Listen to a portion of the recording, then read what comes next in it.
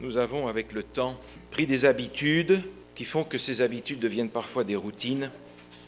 Et lorsqu'il est question de l'adoration, nous prenons nécessairement un certain recul à cause des habitudes et des routines que nous avons développées. J'aimerais ce matin qu'ensemble nous essayions de reconstruire le moment de culte, le moment d'adoration, pour prendre conscience de ce que chaque action que nous posons durant ce culte signifie dans notre contact avec Dieu. Nous sommes venus ici, dans cette église qui est le lieu de la rencontre entre son peuple et Dieu. Dans l'Épître aux Romains, au chapitre 12, au début de ce chapitre, il est dit ceci. Romains chapitre 12, verset 1er, « Je vous exhorte donc, frères, par les compassions de Dieu, à offrir vos corps comme un sacrifice vivant, saint, agréable à Dieu, ce qui sera de votre part un culte raisonnable. Ne vous conformez pas au siècle présent, mais soyez transformés par le renouvellement de l'intelligence, afin que vous discerniez quelle est la volonté de Dieu, ce qui est bon, agréable et parfait. » Nous sommes invités dans ce texte à rendre un culte raisonnable. Et le mot qui est employé dans ce texte-ci, c'est le mot logique. Le culte doit suivre une certaine logique, c'est un culte intelligent. Le texte nous dit, voilà, il faut que votre intelligence soit renouvelée, que notre compréhension soit renouvelée par rapport au moment du culte. Notre culte n'est pas simplement une explosion de sentiments ou d'émotions, c'est aussi une démarche intelligente, une démarche logique, une démarche qui nous permet d'une manière contrôlée, j'allais dire, mais en tout cas organisée, de nous présenter devant Dieu. De manière traditionnelle, le culte que nous avons adopté dans l'Église adventiste trouve ses racines à la fois dans l'Ancien Testament et à la fois dans le Nouveau. C'est une façon très claire, très schématique de présenter les choses, mais on pourrait dire ceci. Dans le moment d'école du sabbat, nous avons emprunté un certain nombre d'éléments de la synagogue. C'est le moment où on lit la parole de Dieu, c'est le moment où on partage la parole de Dieu, c'est le moment où on échange des idées, on essaye ensemble de comprendre la parole de Dieu. Nous avons ajouté à cela une dimension qui est une dimension mondiale, une dimension qui nous permet d'ouvrir nos fenêtres sur ce que l'Église adventiste mondiale vit. On a le bulletin missionnaire, qui n'est pas simplement une formalité, c'est l'occasion de comprendre comment Dieu agit dans l'Église au travers du monde entier, parce que nous appartenons à l'Église adventiste, et il se trouve que cette Église adventiste est ici à Saint-Georges ou ailleurs. Je n'appartiens pas à l'Église adventiste de Saint-Georges d'abord, j'appartiens d'abord à l'Église adventiste mondiale, et je me trouve à Saint-Georges, à Saint-Henri, à Québec, ou peu importe où dans le monde. Dans le culte, par contre, nous avons tiré l'héritage du culte chrétien, en particulier de la Réforme, où on a centré notre réflexion sur Jésus, sur le message du salut. La Réforme a donné à ce culte plusieurs formes différentes, mais nous avons retiré de cette Réforme du XVIe siècle le moment de culte et de proclamation de la parole de Dieu. Si bien que le culte que nous vivons ensemble est en fait divisé en trois grandes dimensions, trois thèmes particuliers. Un premier qui est l'adoration, la louange, un deuxième qui est la proclamation, et un troisième qui est la consécration ou l'engagement. Ce sont les trois temps forts de notre moment de culte. Maintenant, j'aimerais vous lire 2 ou 3 paragraphes qui sont issus d'un chapitre qui se trouve dans le volume 2 des témoignages en français, écrit par Ellen White. Et il y a là 3 paragraphes que j'aimerais vous lire parce qu'ils sont extrêmement clairs en rapport avec le moment du culte. Volume 2, page 231. Si certains doivent attendre quelques minutes avant que la réunion commence, qu'ils observent un véritable esprit de dévotion par la méditation silencieuse, élevant leur cœur vers Dieu par la prière. Ils devraient se souvenir que des messagers célestes sont présents. Nous perdons beaucoup de la douce communion avec Dieu par notre agitation, notre négligence de la méditation et de la prière. À la même page, je lis ceci. Lorsque les fidèles entrent dans le lieu de culte, s'ils sont animés d'une véritable révérence pour le Seigneur et se souviennent qu'ils sont en sa présence, il y aura dans le silence une éloquence suave. Les chuchotements, les rires, les bavardages qui pourraient être inoffensifs dans un quelconque endroit d'affaires ne devraient pas être tolérés dans la maison de Dieu où Dieu est adoré. Il faut que l'esprit soit préparé à entendre la parole divine, afin qu'elle puisse être comprise et qu'elle impressionne les cœurs à salut. Parents, élevez le niveau du christianisme dans l'esprit de vos enfants. Aidez-les à faire entrer Jésus au plus profond d'eux-mêmes et enseignez-leur le plus grand respect pour la maison de Dieu. Faites-leur comprendre que lorsqu'ils y entrent, ce doit être avec un cœur ému et envahi par la pensée « Dieu est ici ». Je crois que ces passages expliquent clairement l'état d'esprit dans lequel nous venons dans la maison de prière. C'est cet état d'esprit de vouloir rencontrer Dieu dans son temple. Alors le moment du culte commence à proprement parler au moment où, à la fin des annonces, l'ancien, qui est là de service ce jour-là, invite l'assemblée au culte, à l'adoration, et il invite l'assemblée à se lever. Cet appel à l'adoration pourrait se faire par la lecture d'un court passage. On en a des exemples dans le psaume 95. « Venez, chantons avec allégresse à l'Éternel ». Plusieurs passages dans les psaumes sont des appels à l'adoration. Mais nous le faisons simplement, en général, en invitant l'assemblée, en lui disant « Voici, maintenant commence le moment du culte ». C'est le moment où l'assemblée se lève et où les responsables de ce jour montent sur l'estrade. C'est une invitation à ce que le temps qui commence là est un temps particulier. C'est vrai que notre culte de Dieu c'est un mode de vie. Nous vivons dans la prière, nous vivons dans l'étude de la parole. Mais cette fois-ci, c'est un moment collectif d'adoration qui commence. C'est une réponse, en fait, à la sainte convocation dont il est question dans l'Ancien Testament.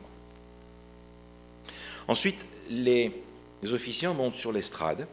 Et encore une fois, ici, il y a généralement 3 personnes sur l'estrade.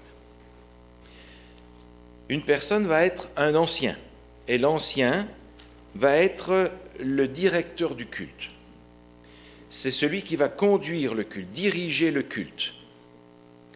Avec lui, il y a un assistant, et de semaine en semaine, les assistants vont changer, et à tour de rôle, les anciens vont servir comme directeurs du culte. Celui qui préside, qui conduit, qui dirige le moment du culte. Cependant, le culte n'est pas un show, ce n'est pas une conférence, ce n'est pas un spectacle. On ne vient pas au culte pour avoir un moment intéressant. C'est toute la différence qu'il y a entre assister au culte et participer au culte. Si je viens pour assister au culte, je viens avec cette mentalité moderne de consommation. Et je vais nécessairement avoir cet esprit critique en disant « Ah ben tiens, le prédicateur n'était pas intéressant aujourd'hui. Ah ben tiens, les cantiques, c'était pas drôle. Ah ben tiens, et ainsi de suite. » Par opposition, je suis invité à assister, à participer au moment du culte. Cette participation me met dans un état d'esprit bien différent parce que je comprends que le culte ne se fait pas ici sur l'estrade, il se fait dans tout ce lieu de culte. Et par conséquent, chaque personne présente ici est un participant du culte, participant dans les différents moments du culte, participant dans les prières, participant dans les chants. Et puis, si je comprends que je viens comme participant, ça implique que je vais venir pour participer. Je vais par conséquent prendre tout ce qui est nécessaire pour la participation au culte. Je vais prendre ma Bible, mon recueil de cantiques, je vais reprendre mon questionnaire d'école du sabbat. Je ne vais pas simplement penser qu'il y aura toujours quelqu'un qui va me passer le sien ou me permettre de lire avec lui, ou de toute façon ça sera peut-être écrit sur l'écran. Amener ce que sont les outils pour la participation au culte. Et puis si je viens dans cet esprit de participation, je vais aussi avoir les vêtements qui correspondent. Je ne vais pas venir comme assistant, je vais venir comme participant. Et lorsque je me présente devant un haut dignitaire, alors je prends généralement les habits qui conviennent. Ce n'est pas devant un haut dignitaire qu'on vient, c'est devant le maître de l'univers, le créateur. Et il n'y a rien qui soit trop grand pour exprimer envers lui notre respect, notre adoration, notre admiration, notre louange. Lorsque les officiants montent sur l'estrade, l'assemblée se lève et ils se mettent à genoux. Et il y en a peut-être qui se demandent, mais qu'est-ce qu'ils racontent là dans cette prière? Eh bien moi je vais vous dire ce que je dis dans cette prière. Généralement, quand je suis sur l'estrade, c'est parce que je suis le prédicateur du jour. Et c'est le moment, un des moments dans la matinée où je dis à Dieu, Seigneur, c'est le moment que tu me donnes ton esprit pour présenter ta parole. J'ai prié avant, j'ai cherché, j'ai préparé quelque chose, mais maintenant il faut que tu parles. Et puis c'est le moment, à genoux ici, derrière l'estrade, où je prie pour tous ceux qui sont dans cette assemblée, pour les jeunes, pour les visiteurs, en demandant à Dieu, Seigneur, ne permets pas qu'il y en ait un qui sorte d'ici sans avoir entendu et reçu ta parole. On essaye ensemble de terminer notre prière et de nous relever. Et c'est le moment où l'Église va chanter la doxologie, un chant de doxologie. Qu'est-ce que ça veut dire? Doxologie, ça veut dire simplement donner gloire à Dieu, rendre gloire à Dieu. En fait, ce court cantique d'une strophe est un cantique qui est la première réponse de l'Église à l'appel à l'adoration. Mais adorer qui? Alors dans ce cantique, il y a un contenu bien particulier. Ce cantique va dire qui nous sommes venus adorer, à qui nous avons répondu dans cet appel à l'adoration. Nous avons répondu à la convocation que Dieu nous a adressée, le Dieu créateur, le Dieu rédempteur, celui qui sauve les pécheurs que nous sommes. Nous sommes venus ici pour rencontrer le Dieu dont l'amour s'est exprimé d'une façon tellement grande que nous n'arriverons jamais à le comprendre pleinement. Nous venons adorer le Dieu de la Bible, le Dieu d'Abraham, d'Isaac et de Jacob. Nous venons adorer celui que Jésus appelait mon Père. Nous venons adorer celui qui a donné sa vie pour nous. Nous venons adorer la divinité au travers du Père, du Fils et du Saint-Esprit. Nous venons adorer le Dieu créateur et le Dieu sauveur. Et cela correspond exactement à ce que représente le sabbat. Quand vous allez chercher dans le livre de l'Exode au chapitre 20 le commandement du sabbat, une raison particulière est donnée pour l'observation du sabbat, c'est la création de Dieu. Dieu est le créateur. Si vous allez lire les 10 commandements dans le livre du Deutéronome au chapitre 5, vous avez une autre raison qui est donnée pour l'observation du sabbat, c'est Dieu qui libère son peuple de l'esclavage de l'Égypte, mais de l'esclavage du péché. C'est le Dieu rédempteur.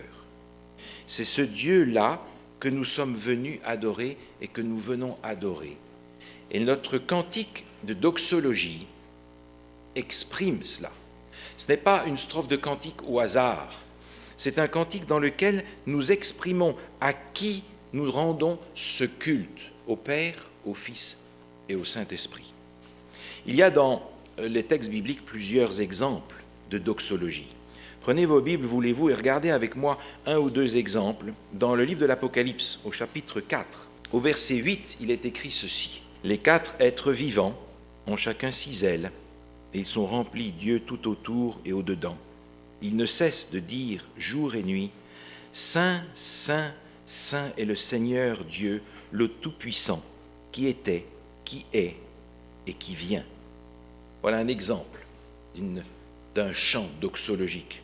Un peu plus loin dans le même chapitre, nous en avons un autre au verset 11. Je regardais et j'entendis la voix de beaucoup d'anges autour du trône, des êtres vivants et des vieillards, et leur nombre était des myriades, des milliers de milliers. Ils disaient d'une voix forte, « L'agneau qui a été immolé est digne de recevoir la puissance, la richesse, la sagesse, la force, l'honneur, la gloire et la louange. » Et tous les êtres célestes qui sont rassemblés autour disent « Amen ». Ils participent à ce moment de doxologie. Alors, nous allons dans les semaines qui suivent chanter un chant de doxologie que nous avons déjà chanté ce matin au moment de l'école du sabbat, mais ce sera seulement la 5e strophe du cantique 46. Cantique 46, la 5e strophe. Cantique 46, la 5e strophe. Ce cantique sera chanté spontanément par l'assemblée lorsque les officiants se relèveront de leur prière.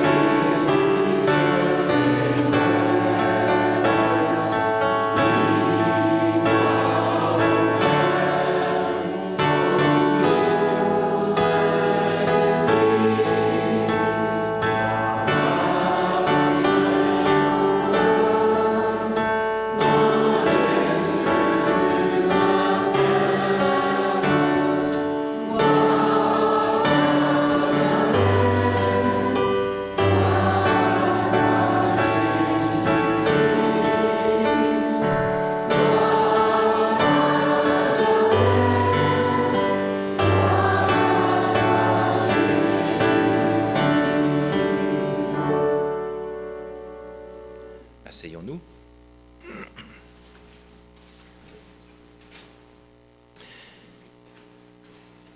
Après le cantique de doxologie vient la prière d'invocation. Elle est généralement faite par le prédicateur de cette journée-là. Elle peut être faite par l'ancien. C'est une prière particulière. En fait, nous avons cette promesse que là où 2 ou 3 sont assemblés au nom de Jésus, Jésus est au milieu d'eux. Donc nous ne sommes pas en fait en train de demander au Seigneur de venir, parce qu'il nous a précédés dans ce lieu. Mais c'est une prière dans laquelle l'Église, par l'ancien qui va la prononcer ou le pasteur, est en train de dire à Dieu, voilà, nous sommes venus ici dans un esprit d'ouverture pour te recevoir. Tu es présent, mais nous voulons nous ouvrir à ta présence. C'est une prière dans laquelle on va souhaiter rencontrer Dieu, dans laquelle on va souhaiter connaître Jésus-Christ beaucoup mieux. C'est une prière durant laquelle nous allons nous placer sous l'action du Saint-Esprit et nous disons à Dieu, Seigneur, voilà, nous sommes venus et nous nous ouvrons à ta présence. L'Église se met ainsi dans un état d'esprit d'ouverture à Dieu. C'est-à-dire que toutes nos préoccupations, tous nos soucis, tout ce avec quoi nous sommes venus, nous les laissons en fait à l'extérieur. C'est une manière de se concentrer sur Dieu, sur ce qu'il a à dire. C'est un petit peu comme si nous disions « Parle, ton serviteur écoute ». Il y a plusieurs prières de ce genre-là dans les Écritures. J'aimerais en regarder juste une avec vous dans le psaume 19. On pourrait en trouver d'autres. Juste pour donner un exemple, dans le psaume 19, il est écrit ceci au verset 15, et je vous lis la traduction d'Arby, que je trouve intéressante. « Que les paroles de ma bouche et la méditation de mon cœur soient agréables devant toi, ô Éternel, mon rocher et mon Rédempteur. » C'est une prière d'invocation parmi tant d'autres, dans lequel on s'ouvre à Dieu, lui demandant de recevoir l'expression de notre culte. Alors je vous invite simplement à vous lever et nous allons prier ensemble dans ce sens-là. Notre Dieu, notre Père, nous sommes venus ce matin pour chercher ta présence. Sois dans nos cœurs, sois présent par ton Saint-Esprit. Fais taire en nous les bruits de ce monde, les bruits de nous-mêmes, et permets que nous puissions entendre ta parole écrite, qu'elle nous conduise à Jésus, qu'elle nous transforme encore aujourd'hui. En son nom, nous te prions. Amen. Asseyons-nous. Après cette prière d'invocation, c'est le moment de chanter les chants de louange ou les chants d'adoration. Il y a dans les Écritures de nombreuses expressions de cette louange et de cette adoration. Regardez par exemple avec moi un texte dans le psaume 96. Les premiers versets sont cette expression d'adoration, de louange à Dieu. Il est dit dans le psaume 96 au verset 1er, « Chantez à l'Éternel un cantique nouveau, chantez à l'Éternel vous tous, habitants de la terre. Chantez à l'Éternel, bénissez son nom, annoncez de jour en jour son salut. Racontez parmi les nations sa gloire, parmi tous les peuples ses merveilles, car l'Éternel est grand et très digne de louange, il est redoutable parmi tous les dieux. » Voilà un exemple de louange, d'adoration adressée à Dieu, dans lequel nous allons exprimer notre joie, notre amour pour Dieu, notre reconnaissance pour ce qu'il est. Il y a une différence dans notre reconnaissance. Nous pouvons dire merci à Dieu pour ce qu'il a fait pour nous, mais nous pouvons aussi louer Dieu pour ce qu'il est, pas simplement pour ce qu'il a fait pour nous, ce dont nous avons bénéficié, mais louer Dieu pour ce qu'il est. Et nous avons là un éventail immense, parce que Dieu est louable pour l'infini. Nous sommes dans notre culture francophone un petit peu pauvre de cantiques de louange véritablement ou d'adoration. La culture anglophone, issue peut-être un peu plus de la Réforme, est beaucoup plus riche en cantiques de louange, d'adoration. Ils avaient, il faut dire, des héros dans ce domaine-là. Je pense à Isaac Watts ou Charles Wesley, qui ont composé un nombre incalculable de cantiques où cette notion d'adoration, de révérence et de louange se trouve extrêmement fortement exprimée. Alors nous allons garder les deux cantiques de louange que nous avions.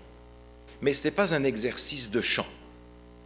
C'est un moment où l'Église dans son entier exprime à Dieu son adoration, sa louange. Alors j'aimerais vous inviter à chanter. Parce que c'est vrai, certains n'osent pas chanter parce qu'ils pensent qu'ils chantent faux. Mais écoutez, les anges chantent avec nous, donc on ne vous entendra pas si vous chantez faux. Certains ont peut-être peur d'ouvrir la bouche, mais vous ne risquez rien. Quand vous mangez, vous l'ouvrez beaucoup plus grande que pour chanter. Donc n'ayez pas peur. Comme vous êtes installé, il n'y a personne qui verra vos amygdales. Chantez. Chantez. Vous savez, on serait une chorale extraordinaire aujourd'hui. Si tout le monde chantait de tout son cœur, on n'entendrait plus le piano. Mais vous chantez de manière à ce que ça se passe ici devant. Mais en fait, la louange, elle n'est pas sur l'estrade, elle est là, dans la salle. Chantez. Chantez les paroles de ces cantiques, non pas parce que vous les connaissez par cœur, mais pensez aux paroles qui sont à exprimer et qui sont la louange et l'adoration. Et comme ce n'est pas un exercice de chant, nous allons placer entre ces deux cantiques d'adoration un moment, une lecture biblique qui va dans le même sens, pour que nous gardions cet état d'esprit de louange, d'adoration, tout au travers de ce moment qui contient deux chants et une lecture au milieu. Dans ce sens-là, nous aurons quelqu'un, nous allons travailler de manière à ce que ça puisse se faire à long terme, qui vient ici devant, qui nous conduit dans le chant. Pas pour faire un show, pas pour montrer comme il chante bien, mais pour conduire l'assemblée dans le chant. Alors ce matin, nous aurons 2 chants, une lecture entre deux, et je laisse l'ancien pour aujourd'hui, Wayne, diriger ce moment d'adoration. Alors, on va se mettre debout et on va chanter ensemble le numéro 49 dans l'autre livre, qui est sur l'écran aussi, Les cieux et la terre. Les cieux et la terre, on va chanter ensemble les 4 strophes.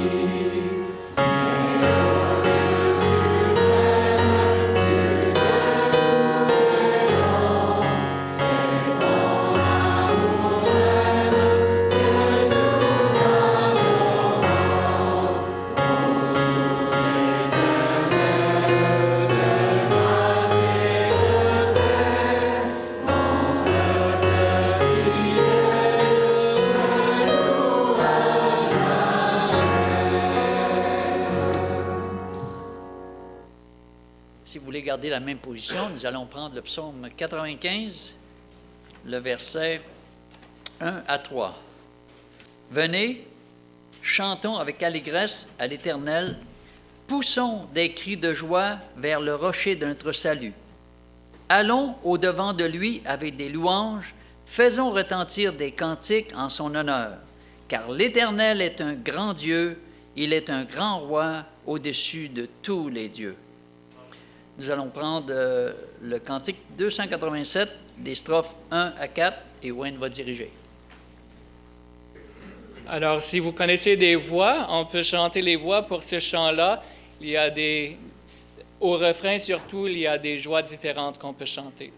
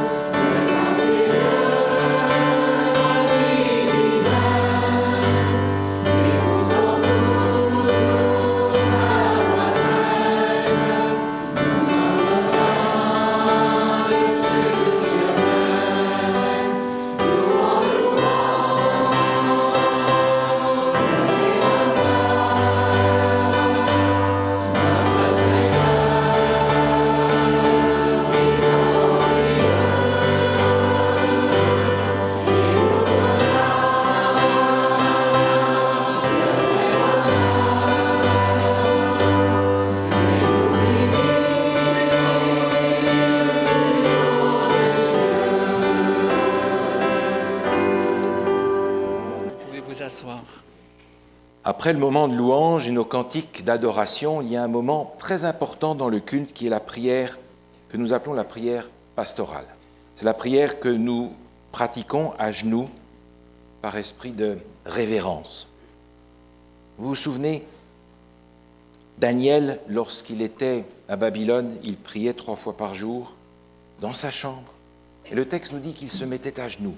Pourtant, il n'y avait personne pour le voir, mais il avait tellement ce sentiment de révérence, d'adoration, que son corps prenait naturellement la position que son état d'esprit exprimait.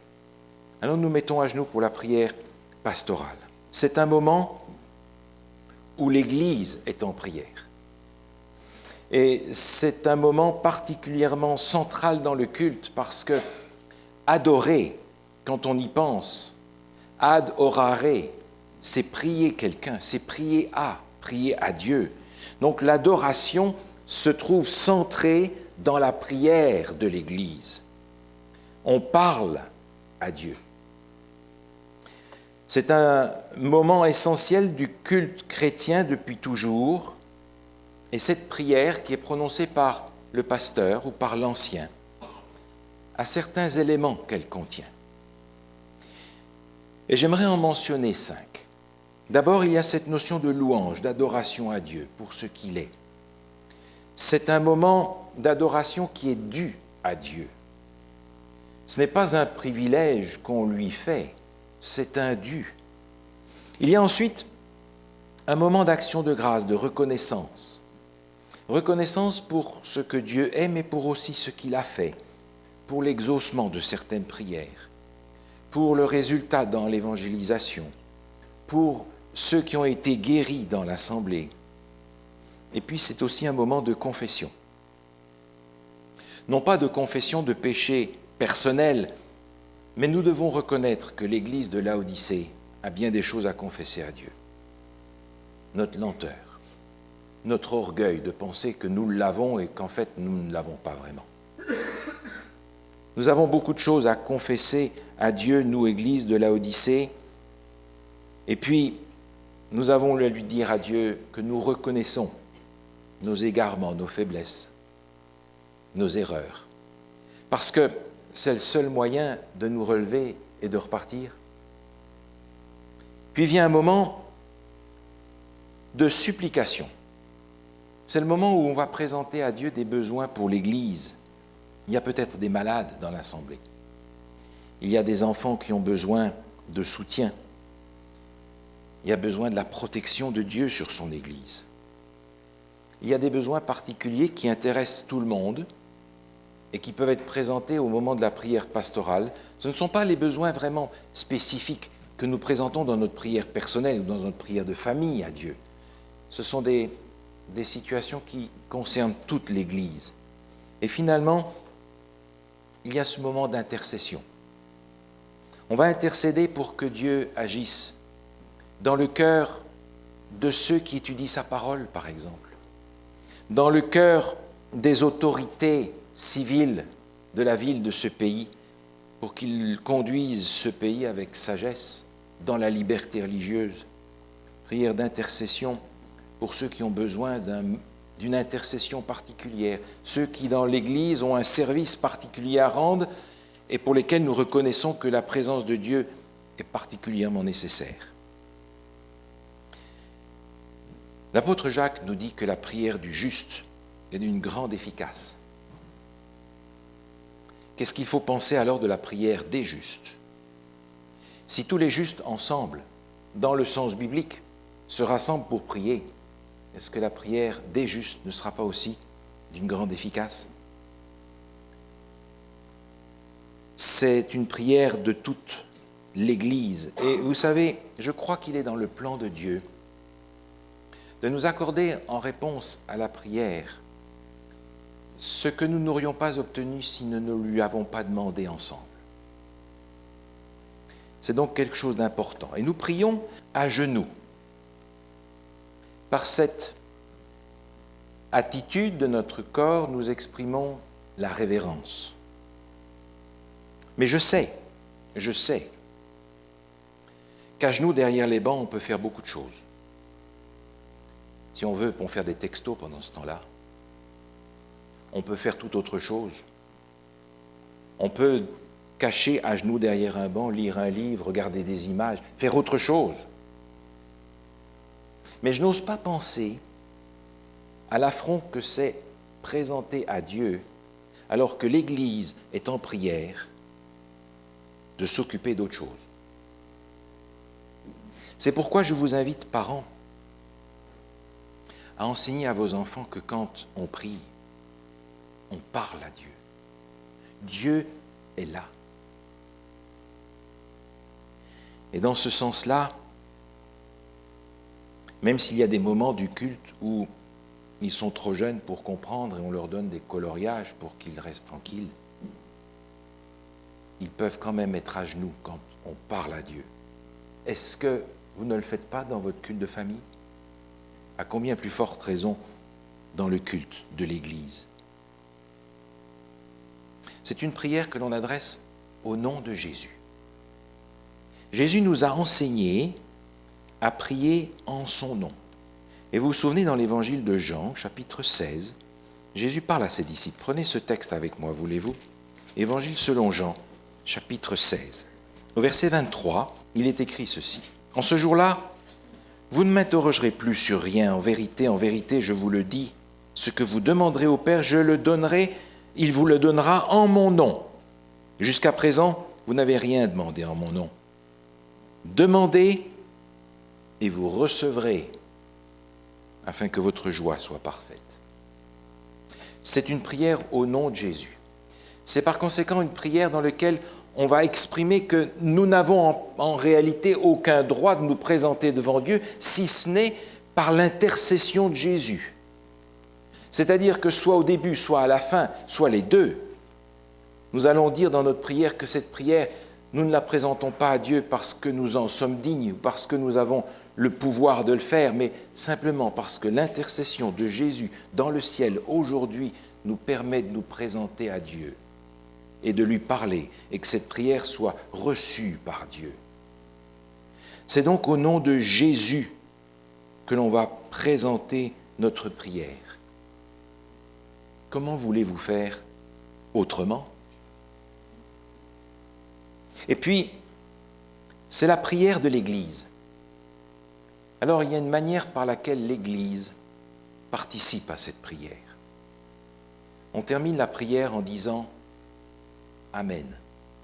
Mais ça ne veut pas dire « la prière est finie ». Ce n'est pas le sens du mot « Amen ».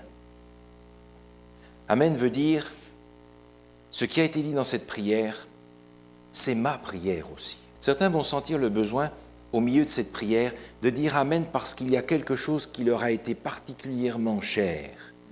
C'est une manière de souligner au stabilo ce qu'ils viennent d'entendre comme étant leur prière. Ils vont peut-être dire Amen pendant la prière. Ce n'est pas pour nous le moyen de nous faire remarquer ou de faire croire aux autres qu'on écoute la prière. Non, c'est pour nous le moyen de dire à Dieu, Seigneur, ce qui vient d'être dit, il m'est particulièrement cher, c'est ma prière à moi. Mais si je veux que ce soit notre prière à nous tous, il faudra qu'à la fin de notre prière, invité par l'ancien ou le pasteur qui prononce cette prière, nous puissions tous dire Amen à cette prière. C'est-à-dire, Seigneur, cette prière, c'est la mienne, exauce-la. C'est la prière de ton Église. Ce n'est pas la prière du pasteur. Il n'est jamais que le représentant de l'Église devant Dieu pour intercéder. C'est une prière d'intercession.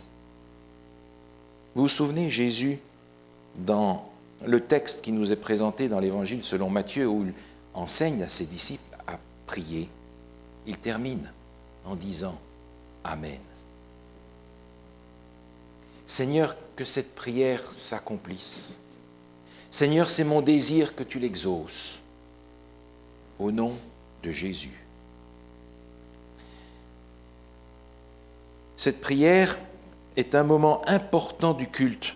Ce n'est pas une étape à liquider en attendant d'arriver à l'essentiel. C'est un moment fort du culte dans lequel nous sommes invités à parler à Dieu. Il va nous parler au travers de la lecture biblique, au travers de la prédication. Nous pouvons nous adresser à lui au travers de la prière du pasteur et de l'ancien dans ce jour-là. Et de manière à nous présenter avec révérence devant lui et à quitter ce moment avec révérence, il y a une strophe de cantique que l'on chante après la prière, qui est une manière de se retirer avec révérence de la présence de Dieu. On n'est pas en train de dire « Ah, la prière est finie, debout, on s'assied, on fait autre chose ». Non, non, non, non. On était en présence de Dieu, vous savez. Alors en chantant cette strophe de cantique, on se retire sur la pointe des pieds de ce moment intense de communion avec Dieu. Pour le moment, nous allons chanter la première strophe du cantique 125 que nous avons chanté précédemment. À l'avenir, nous allons, à intervalles réguliers, renouveler ce chant pour qu'il ne soit pas non plus une routine. Pour le moment, nous le gardons et nous chanterons à l'avenir une autre strophe. On vous en informera au temps voulu, de manière à ce que nous puissions rester, j'allais dire, sur notre pointe des pieds alors que nous sommes dans l'esprit d'adoration du Seigneur. Alors j'aimerais vous inviter maintenant à vous agenouiller et je demanderai à Wayne, qui est un des anciens de notre Église, de prononcer en notre nom à tous cette prière pastorale. Père Céleste, merci pour la journée du sabbat que tu nous donnes. Merci pour l'occasion de venir ici à l'Église. Et ce matin, on te loue pour ta puissance qui est manifestée dans nos vies. On te loue pour la puissance aussi qui est manifestée dans ton Église. Et on te remercie pour tout ce que tu es en train de faire pour nous. On te remercie pour le privilège d'être ici ce matin, pour t'adorer aussi, pour chanter des louanges en ton honneur. Merci aussi pour le privilège de pouvoir apprendre plus de choses sur toi et de s'approcher de toi pour qu'on puisse être fortifié dans notre relation avec toi. Ce matin, oui, nous voyons que nous sommes faibles et que souvent on prend pas on n'est pas des chrétiens qui sont toujours des bons témoins pour les gens autour de nous, mais ce matin, nous voulons avoir la force nécessaire pour qu'on puisse vraiment porter ton nom avec un caractère qui est digne de ta présence et digne de tout ce que tu fais dans nos vies. Alors ce matin, nous voulons s'approcher de toi pour qu'on puisse apprendre plus sur toi et nous voulons aussi et des lumières ici à Saint-Georges. C'est un privilège de pouvoir être ici ensemble et on te remercie pour ce privilège-là, mais on veut aussi des lumières pour que quand les gens nous voient, ils ne nous voient même pas, mais ils te voient à travers nous. Alors, ce matin, c'est un privilège de pouvoir te demander que tu puisses briller en nous davantage.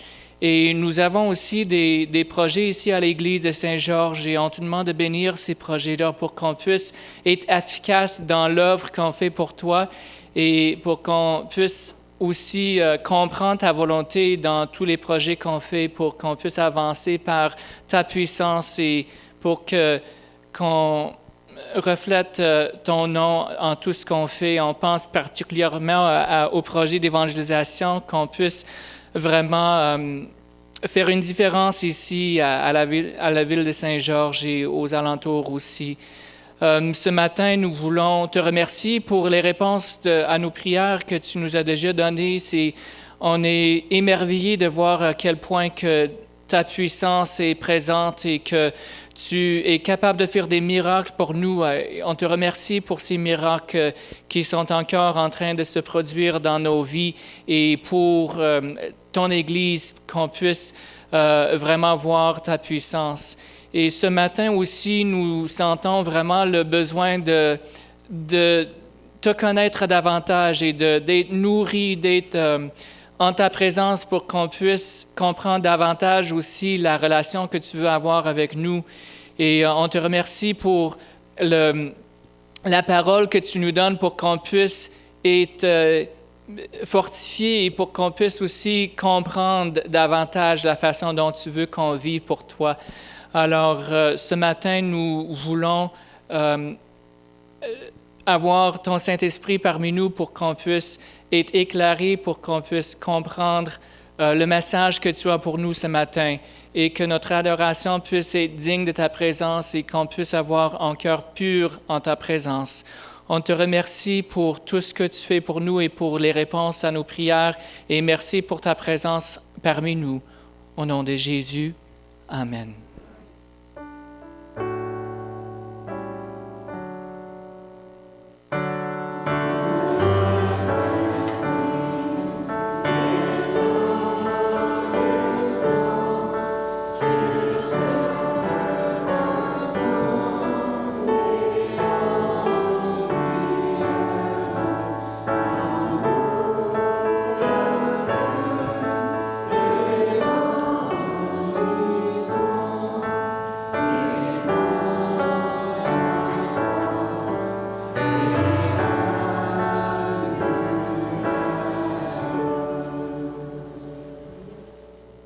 Après la prière pastorale dans notre ordre liturgique, nous avons l'histoire pour les enfants et pour ceux qui leur ressemblent.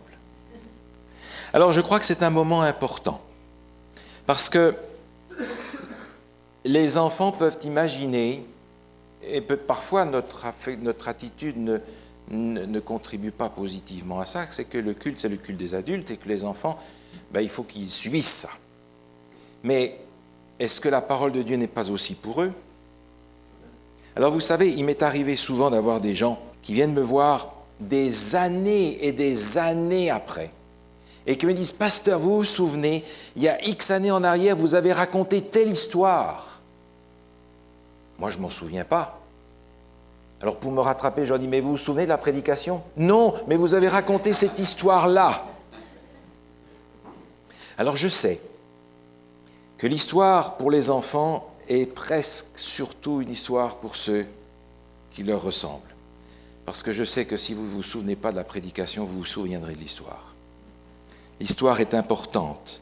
La Bible est remplie d'histoires, parce que Dieu sait que nous nous souvenons des histoires mieux que des théories.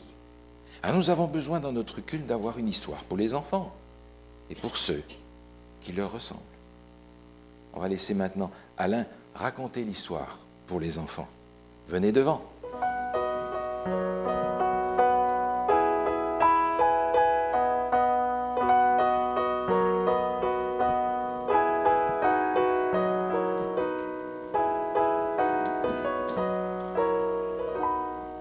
Bonjour les enfants. Vous allez bien? J'ai quelques questions à vous poser. Est-ce que vous avez des frères et des sœurs? Ceux qui en ont, levez votre main. Est-ce que tout le monde lève la main? Viens t'asseoir, il y a de la place. Toi aussi, tu as des frères et des sœurs. Une autre question. Est-ce que vous avez de bons amis? Il n'y a pas personne qui lève la main. OK, ouais, tout le monde lève la main. Ouais, OK. Même il y a des adultes qui lèvent la main. Vous avez de bons amis. C'est bien. Moi, dans mon temps, j'avais plusieurs amis. Et une chose qu'on aimait particulièrement, c'est qu'on avait souvent un ami préféré. On appelait ça notre meilleur ami. Est-ce que vous dites encore ça? Mon meilleur ami? Vous avez encore des amis qui sont vos meilleurs amis? Est-ce que vous en avez des meilleurs amis? Parce que vous avez beaucoup d'amis, mais un en particulier que vous aimez plus que les autres. Est-ce que vous en avez comme ça? Oui? Il n'y en a pas, toi? Toi, tu les aimes toutes égales? Oui? OK, c'est correct. Mais l'histoire que je vais vous raconter, c'est l'histoire de deux petites sœurs. Il y avait Julie et Jeannette. Les deux commençaient par J. Julie et Jeannette. Ils n'étaient pas très âgés, 8 ou 9 ans, je pense. C'était deux petites sœurs qui se suivaient. Donc, une avait 9 ans, l'autre avait 8 ans. Et ces deux petites sœurs-là, ils étaient non seulement des sœurs, mais ils étaient très amis ensemble. Ils aimaient ça beaucoup jouer ensemble. Ils se disaient qu'ils étaient leurs meilleurs amis, l'une et l'autre étaient leurs meilleurs amis. Alors, c'est pratique quand on a dans la même famille des frères et sœurs, puis en plus que c'est notre meilleur ami, c'est encore mieux. On a toujours notre meilleur ami à la disposition pour jouer ou pour parler, pour échanger des secrets, etc. Les deux petites sœurs-là, il y avait quelque chose de particulier qui les unissait aussi. C'était une activité qu'ils aimaient beaucoup faire ensemble. Il y avait beaucoup de poupées. Et ils aimaient jouer à la poupée. Ils faisaient toutes sortes de choses avec leurs poupées. Ils faisaient comme faire de la cuisine. Ils pouvaient les coucher, les bercer, leur raconter des histoires, etc. Ils faisaient beaucoup de choses avec leurs poupées. Mais chacune des deux, Julie et Jeannette, avaient chacune une poupée préférée. Jeannette, elle avait une belle poupée qui avait des vrais cheveux. Elle avait des cheveux naturels qui avait pris, que quelqu'un avait donné ses cheveux, puis il avait transplanté ça sur la tête de la poupée, puis elle pouvait les peigner, puis elle avait une très belle poupée. Puis en plus de ça, cette poupée-là, elle avait une petite bouteille où elle pouvait mettre de l'eau, et puis elle la faisait boire comme un vrai bébé. Et après, le petit bébé, il faisait pipi, il fallait changer. Mais c'est pas grave. C'était vraiment sa poupée préférée. Ça, c'était la poupée à Julie. Jeannette, elle avait une autre poupée qui était très belle aussi. Elle avait peut-être pas des cheveux, des vrais cheveux, mais elle avait une belle robe de princesse toute travaillée, et c'était sa poupée préférée. Un jour, ils devaient aller faire des commissions avec leur maman. Maman leur dit, venez, on va aller faire des commissions, il faut aller dans la ville voisine chercher des choses. Alors, apportez-vous des jouets pour passer le temps durant qu'on va être partis en voyage. Les deux petites filles ont dit, on va emmener nos poupées. On va emmener nos poupées, on va jouer à la poupée, on va pouvoir passer le temps comme ça. Et ils partent. Ils amènent leurs poupées. Et Julie et Jeannette jouent à la poupée. Ça va bien. Mais au bout d'un certain temps, on se lasse, et puis le moment n'est pas rendu, et puis, on trouve le temps long. Et parfois, notre meilleur ami devient un peu envahissant. Je ne sais pas si vous avez déjà vécu ça. Moi, j'ai eu 3 enfants au début qui étaient à peu près du même âge. Et ils étaient très amis, mais parfois ils étaient très, très ennemis. Et les deux petites filles, ils se lassent de jouer à la poupée et ça commence à un peu se chicaner. Ils étaient assis à l'arrière de l'auto et Julie dit à Jeannette, « T'es rendu à ma place, tu prends trop de place, tu m'as envahi, il ne faut pas que tu dépasses cette ligne-là. » Je ne sais pas si vous avez déjà connu ça. Aujourd'hui, on a des autos qui sont assez larges, avec plusieurs bancs indépendants, ça va peut-être mieux. Dans mon temps, moi, j'avais juste une petite auto, et il y avait les 3 enfants assis en arrière, et parfois, après un moment, quand on faisait un long voyage, et ça arrivait que c'était comme ça, et tu prends ma place, et t'es à côté sous moi, et tout ça, tu m'envahis, tu me pousses. Souvent, j'avais réglé le problème. Quand il disait, elle me touche, ou quoi que ce soit, je prenais une feuille de papier, je la mettais entre les deux. Vous ne touchez plus, là. Ça a marché quelques fois. Mais Julie et Jeannette continuent à se chicaner comme ça. Tu prends toute ma place, et puis tout ça, et ils continuent. Et quand ça arrive, des choses comme ça, souvent, la chicane continue à augmenter, et ça augmente. Alors, à un moment donné, Jeannette apprend la poupée à Julie, et puis là, elle se met à jouer un peu avec. Julie dit à sa maman, « Elle a pris ma poupée, elle joue avec. » Alors, Jeannette a dit, « Mais qu'est-ce que ça te fait? Je fais juste flatter ses cheveux, c'est pas grave. Puis, je la briserai pas. » Et puis, tout ça. Et puis l'autre dit, « Non, je veux pas que tu y touches à ma poupée, je veux pas que tu la prennes. » L'autre a dit, « Tu t'en occupes même pas, tu la laisses. Alors, moi, je m'en occupe. Puis, à part de ça, je pourrais lui faire prendre l'air. » Et elle prend la poupée et elle la tient par la fenêtre, dehors. « Oui, bébé, hein, tu peux me prendre l'air, hein? » Et puis là, la maman commence l'autre se met à crier après, « Rentre ma poupée, laisse-la pas tomber dehors, et tout ça. » Et la maman commence à freiner pour s'arrêter, parce que là, il faut remettre la paix quand ça commence à augmenter comme ça. Et puis la maman commence à freiner, et Julie, elle tient la poupée, et là, comme elle sent que la maman s'arrête, pour donner une leçon ou pour agacer un peu plus sa sœur, quand l'auto est près d'arrêter, elle lâche la poupée dehors. Là, sa petite sœur, elle pleure, puis elle dit « Hey, t'as brisé ma poupée, etc. » Mais non, elle n'est pas brisée, elle est juste tombée là, puis tout ça. Alors la maman est arrêtée, elle ouvre sa portière, les deux petites filles regardent par la fenêtre. Qu'est-ce qui est arrivé avec la poupée? Elle est sous la roue arrière du véhicule. Elle est écrasée, la robe est toute pleine de boue, et là, la poupée elle est pratiquement détruite. Alors là, sa petite sœur est inconsolable. Et là, elle ne veut plus rien savoir. Et là, ça pleure jusqu'au retour de la maison. Ça ne va pas bien. Alors, rendu à la maison, les deux petites filles, Ils sont là, puis là, celle qui avait la poupée, elle dit, tu ne seras plus jamais mon ami, je ne veux plus jamais te parler, tu es trop méchante, puis jamais plus je vais vouloir te parler. Mais les deux, ils sont très mal, parce que justement, là, à leur meilleur ami, les deux meilleurs amis sont maintenant en chicane, puis une grosse chicane. Ils ne veulent vraiment plus là, avoir une affaire avec l'autre. Mais là, Julie, qui a tenu la poupée, qui l'a lâchée dehors, elle aussi a fait le mal, mais elle a fait le mal parce qu'elle se rend compte que c'est pas bien ce qu'elle a fait. Et puis elle se demande comment on pourrait réparer la situation. Alors elle se dit, je vais demander pardon à ma sœur. Et puis, comme sa poupée est maintenant inutilisable, je vais lui donner la mienne pour que maintenant, on puisse réparer la situation. Mais l'autre, par exemple, qui a perdu sa poupée, qu'est-ce que vous pensez qu'elle pense dans sa tête?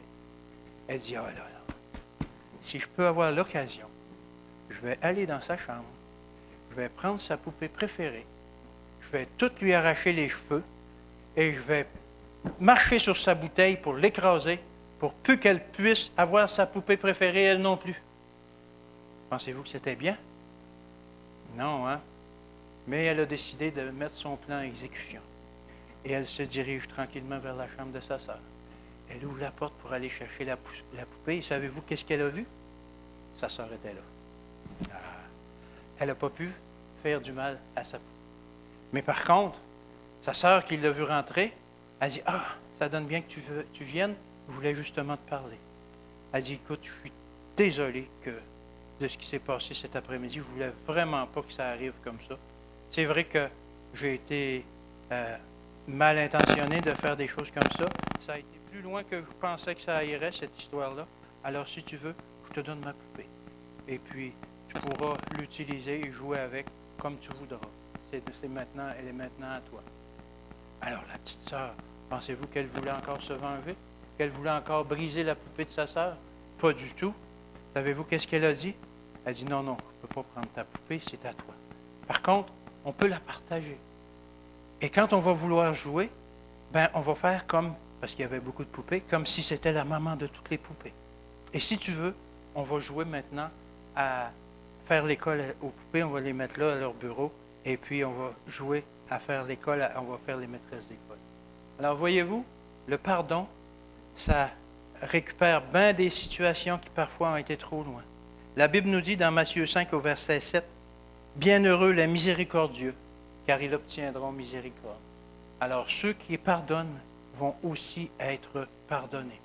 Alors si ça vous arrive parfois d'avoir des chicanes avec vos meilleurs amis, le meilleur moyen de récupérer toute la situation, c'est de pardonner.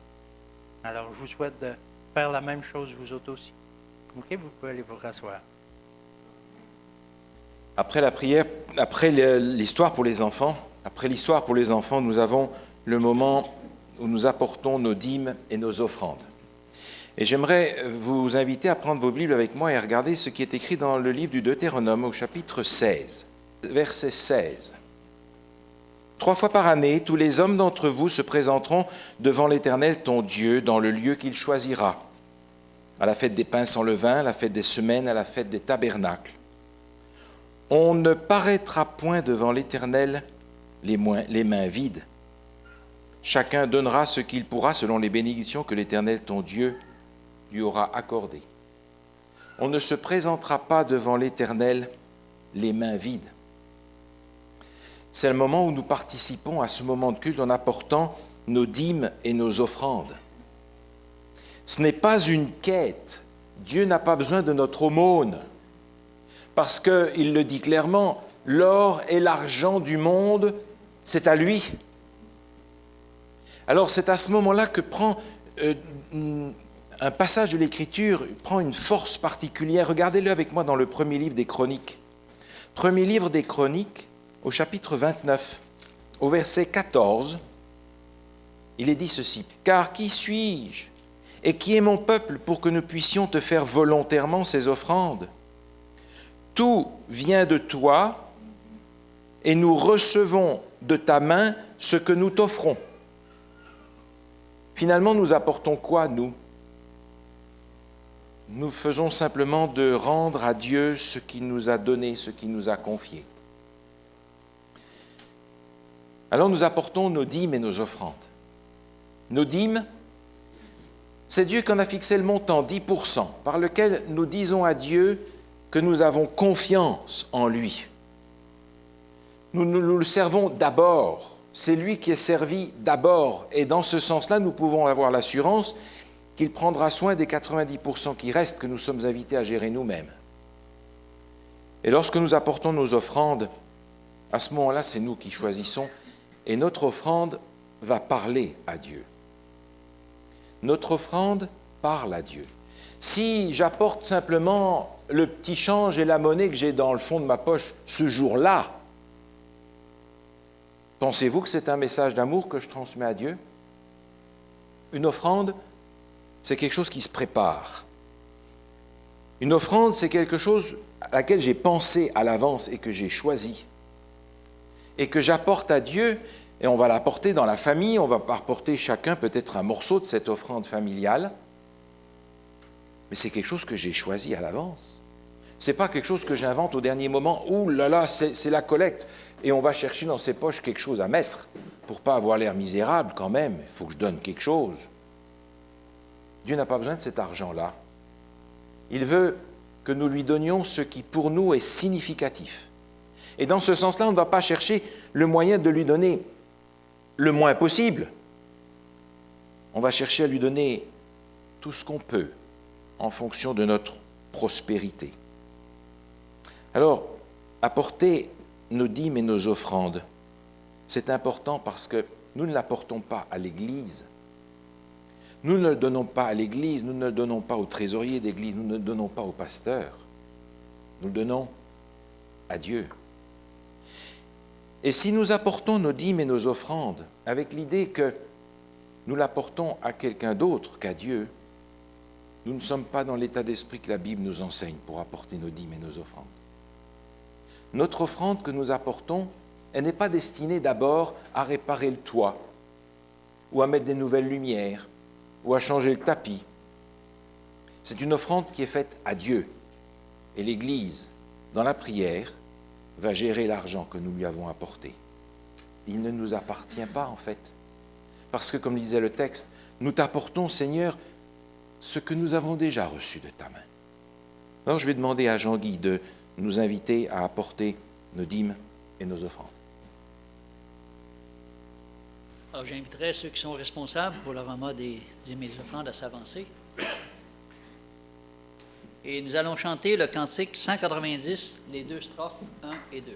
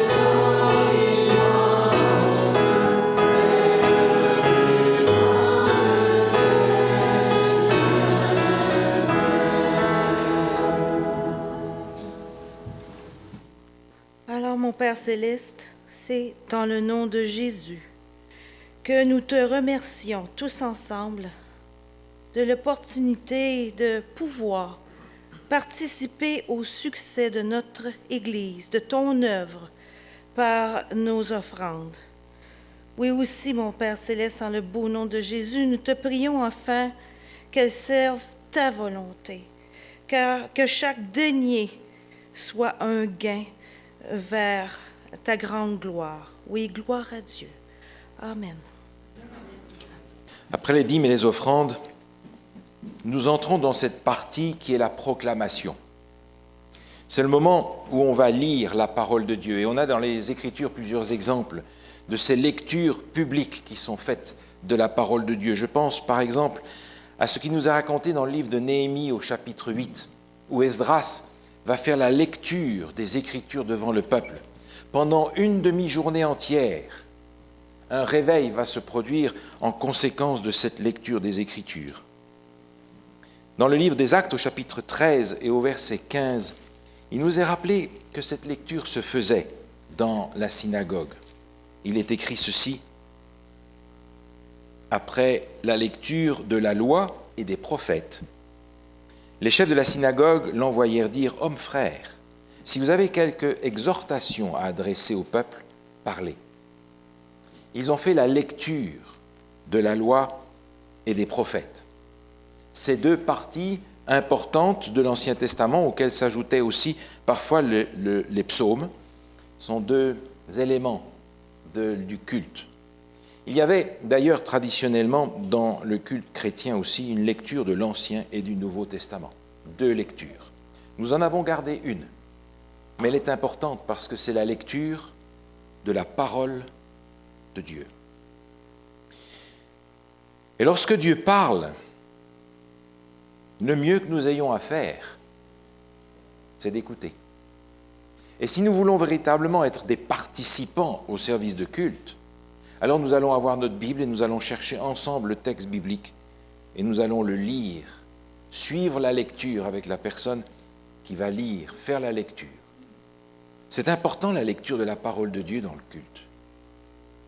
Ce sera l'assistant au culte qui le fera ou quelqu'un de l'assemblée qui va venir, qui va se présenter pour faire la lecture de la parole de Dieu. C'est pourquoi cette lecture va se faire lentement. Ce n'est pas quelque chose que l'on doit liquider pour passer à la suite. Tous doivent pouvoir suivre la lecture de la parole de Dieu. On va lire cette parole de Dieu avec respect. Souvenez-vous, nos amis juifs ne prononcent pas le nom même de Dieu. Par respect, ils vont dire Adonai, le Seigneur. Chaque fois que dans la lecture, ils vont rencontrer le nom de Dieu. Souvenez-vous de ces scribes qui changeaient de plume et qui en mettaient une neuve chaque fois qu'ils écrivaient le nom de Dieu. C'est dire à quel point nous devons être respectueux, révérencieux et louer le Seigneur de ce qu'il nous parle encore aujourd'hui par sa parole. Alors aujourd'hui, je vous invite à chercher dans vos Bibles le texte qui se trouve pour aujourd'hui, et c'est Samuel qui va venir nous faire la lecture de la parole de Dieu. Je vous invite à vous lever. Il se rendit à Nazareth, où il avait été élevé. Et, selon sa coutume, il entra dans la synagogue le jour du sabbat. Il se leva pour faire la lecture. Et on lui remit le livre du prophète Isaïe. L'ayant déroulé, il trouva l'endroit où il était écrit « L'Esprit du Seigneur est sur moi, parce qu'il m'a oint pour annoncer une bonne nouvelle aux pauvres. Il m'a envoyé pour guérir ceux qui ont le cœur brisé, pour proclamer aux captifs la délivrance et aux aveugles le recouvrement de la vue, pour renvoyer libres les opprimés, pour publier une année de grâce du Seigneur. » Ensuite, il roula le livre, le remit au serviteur et s'assit. Tous ceux qui se trouvaient dans la synagogue avaient les regards fixés sur lui. Alors il commença à leur dire « Aujourd'hui, cette parole de l'Écriture que vous venez d'entendre est accomplie. » Que Dieu bénisse la lecture de sa parole.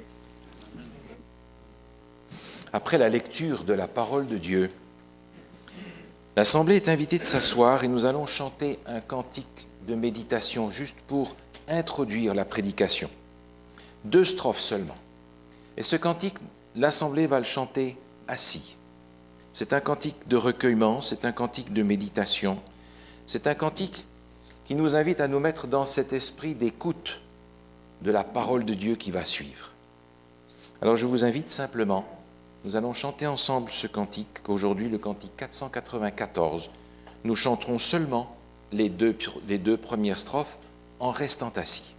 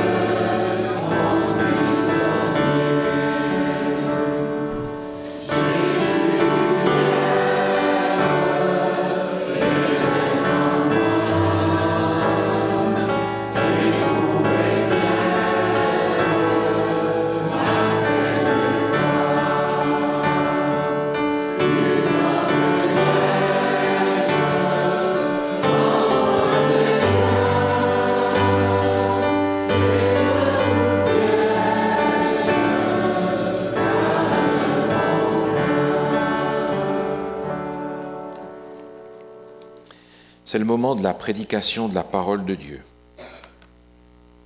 Les prophètes, dans l'Ancien Testament, recevaient des messages de la part de Dieu. Et vous vous souvenez comment ils parlaient? Regardez ce texte avec moi dans le livre du prophète Jérémie. Jérémie au chapitre 2. Prophète Jérémie, chapitre 2. La parole de l'Éternel me fut adressée en ces mots.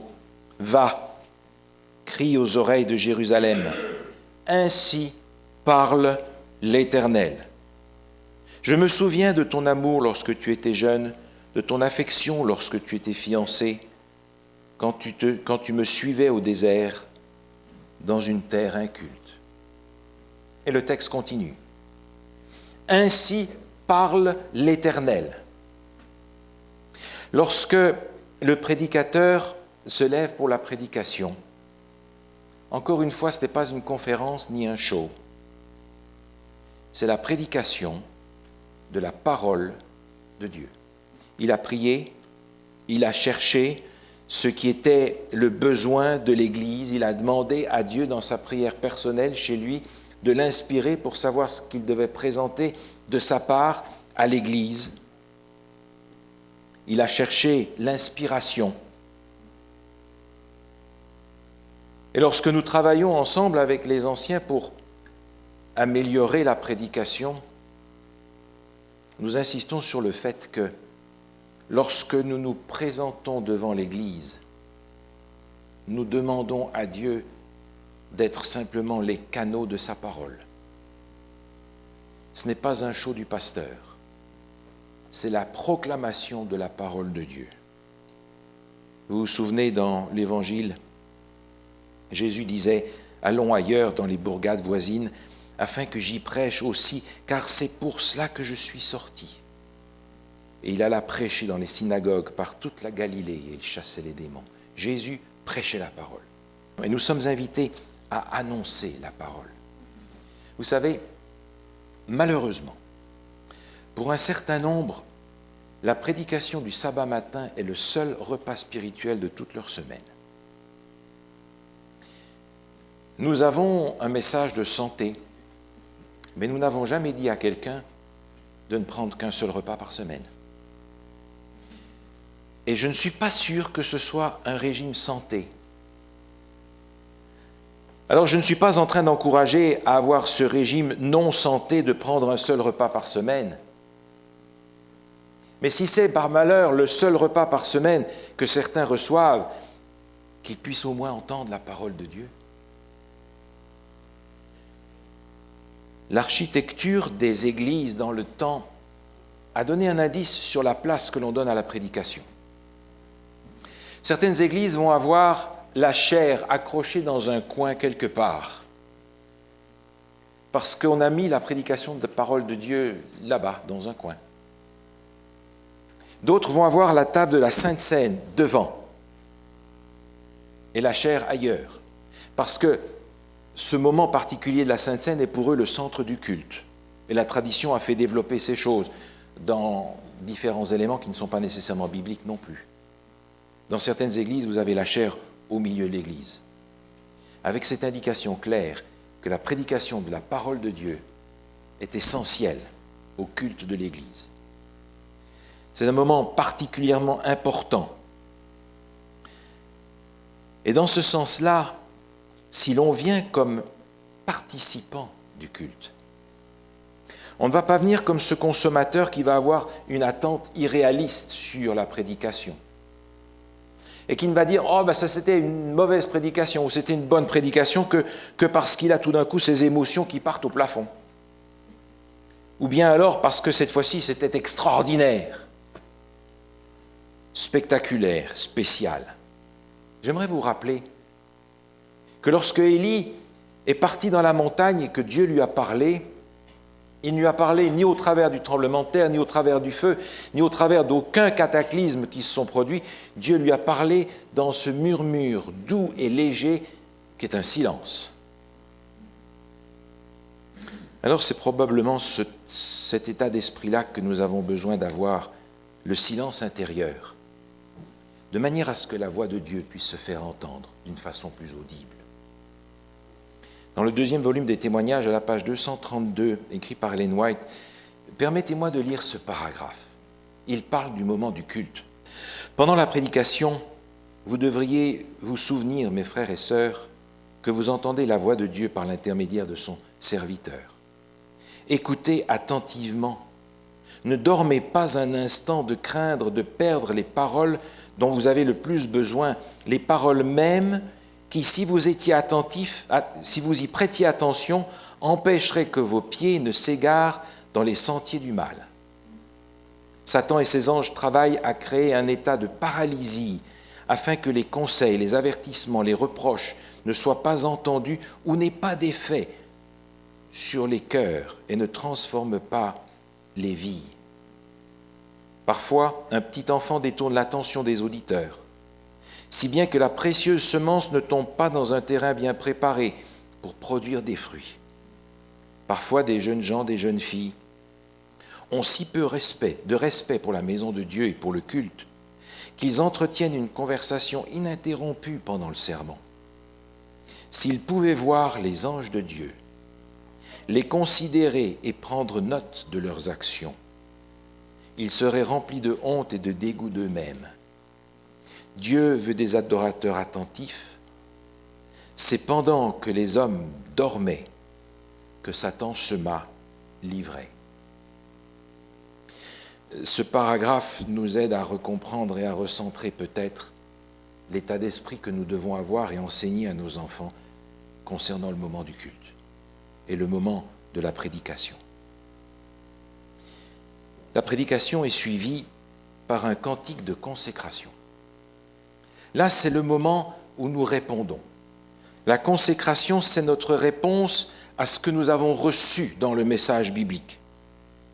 Nous sommes invités à agir. Parfois, c'est agir au-dedans de nous-mêmes. Parfois, c'est une action auquel on est invité. Mais dans toute prédication, il y a de la part du Seigneur un appel quelque part pour chacun d'entre nous. Le cantique, il est choisi de manière à ce qu'il soit la réponse de l'Église au message qui a été entendu. Et c'est la raison pour laquelle chanter d'une façon intelligente en pensant aux paroles est extrêmement important. Aujourd'hui, nous allons chanter le cantique 290 dans le recueil « Donnez-lui gloire » et j'invite Wayne à nous diriger dans ce cantique de consécration. Amen.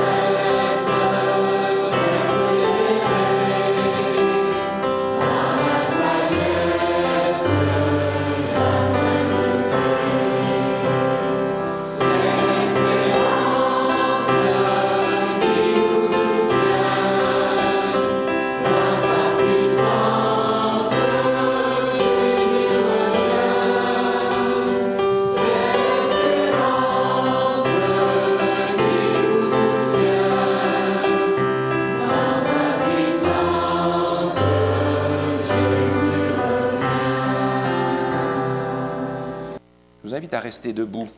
Après le cantique de consécration, c'est la prière de consécration. Cette prière contient en fait 3 éléments. D'abord, la consécration, nous nous consacrons à Dieu pour ce qu'il nous a demandé aujourd'hui. Ensuite, le pasteur ou l'ancien qui prononce cette prière renvoie l'Église dans le monde. C'est une prière d'envoi.